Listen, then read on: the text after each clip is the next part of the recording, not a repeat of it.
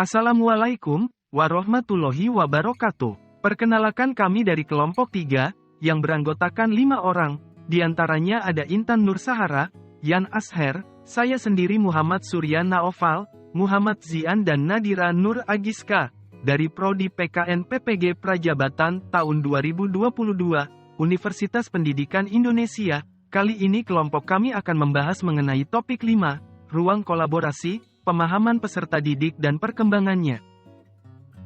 Studi kasus, saat ini adalah permulaan tahun ajaran baru. Anda adalah seorang wali kelas 4 SD yang memiliki anak didik usia 10 tahun bernama Diana. Wali kelas 3-nya mengeluhkan dinamika bersekolah Diana kepada Anda. Guru wali kelas tersebut mengatakan nilainya jauh tertinggal dari teman-teman lainnya di kelas. Diana juga kurang baik dalam mengerjakan pekerjaan rumahnya selama masa PJJ kemarin. Bahkan pihak wali kelas mengatakan bahwa ia khawatir dengan tuntutan yang semakin tinggi di kelas 4 di pelajaran IPA, Bahasa dan IPS yang membutuhkan banyak bacaan. Diana seringkali tidak menyelesaikan tugas-tugas yang diberikan dan ulangannya menunjukkan nilai buruk. Namun demikian, ketika materi tugas dan ulangan tersebut diulangi secara lisan dan individual, Diana dapat menjawabnya. Analisis observasi, kekurangan Diana pada proses pembelajaran yang menggunakan bahan bacaan.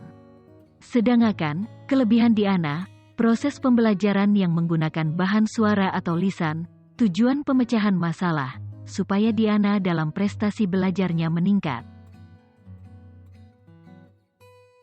Pertanyaan pertama, kira-kira bagaimanakah cara melakukan asesmen terhadap keadaan Diana? Hal yang dilakukan oleh guru, wali kelas, di antaranya, 1. Melakukan observasi, baik itu melalui pengamatan langsung, wawancara dan penyebaran angket untuk mengetahui profiling Diana.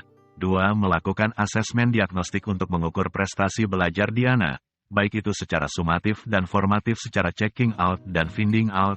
3. Membuat rancangan tindak lanjut mengenai proses pembelajaran yang akan dilaksanakan agar sesuai dengan kemampuan Diana. 4. Melakukan evaluasi dan refleksi secara berjangka untuk melihat perkembangan prestasi belajar Diana. Pertanyaan kedua, jenis asesmen apakah yang akan Anda berikan kepada siswa Anda tersebut? Jelaskan pertimbangan Anda. Menurut kelompok kami, asesmen yang digunakan untuk Diana yaitu dengan menggunakan performance assessment karena salah satu jenis asesmen yang menyuruh para peserta didik agar dapat melakukan demonstrasi bersamaan mengaplikasikan pengetahuan di berbagai situasi yang dikehendaki. Karena Diana mempunyai kelebihan di dalam proses pembelajaran secara suara atau auditori. Hal ini memudahkan Diana menyerap informasi yang disampaikan oleh teman-temannya atau guru secara lisan atau langsung. Langkah-langkah dalam menyusun performance assessment. Menurut Majid, 2006/88, langkah-langkah membuat performance assessment adalah 1. Melakukan identifikasi terhadap langkah-langkah penting yang diperlukan atau yang akan mempengaruhi hasil akhir, output yang terbaik. 2. Menuliskan perilaku kemampuan spesifik yang penting dan diperlukan untuk menyelesaikan dan menghasilkan output yang terbaik. 3. Membuat kriteria-kriteria kemampuan yang akan diukur. Jangan terlalu banyak sehingga semua kriteria-kriteria tersebut dapat diobservasi selama siswa melaksanakan tugas. 4. Mengurutkan kriteria-kriteria kemampuan yang akan diukur berdasarkan urutan yang dapat diamati. 5. Kalau ada periksa kembali dan bandingkan dengan kriteria-kriteria kemampuan yang dibuat sebelumnya oleh orang lain.